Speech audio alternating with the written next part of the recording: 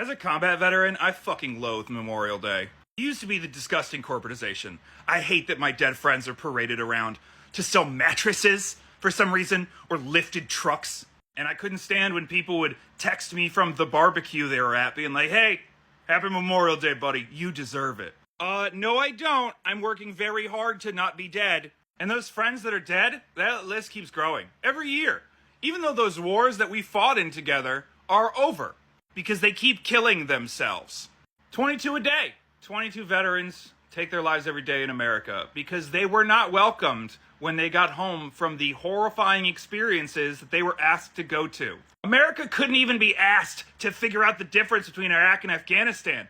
I still get comments about how I deployed to Afghanistan for oil. We're either held up as political props until we say something that people don't like, or we're used as an example for all the things that are wrong in the world. And throughout that, we have to navigate an impossible VA that is constantly underfunded. Last time I went to the VA to try to get medication for when I got blown up in the brain, they tried to put me on a mood stabilizer, and I'm a former medic. So I said, okay, what's the mechanism of action for that mood stabilizer? And the nurse said, it stabilizes your mood. The only medication that I've ever taken that's made up here even slightly better was a plant that grows on the side of the road in the country where I got blown up. No, not poppy. Obviously, I mean cannabis.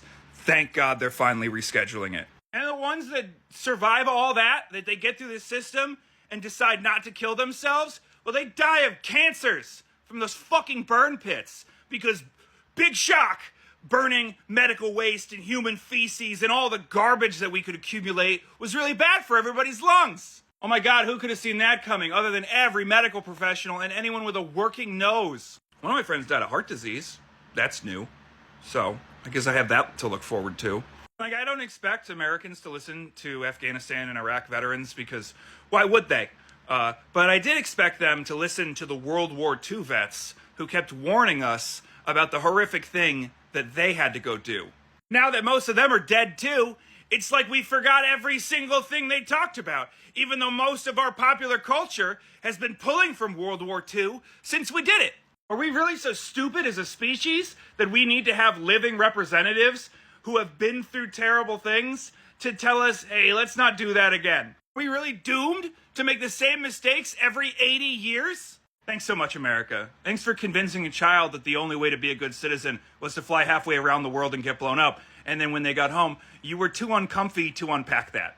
I will continue to live as long as I can so I can be a seething ball of rage that screams on behalf of my dead friends. Happy Memorial Day.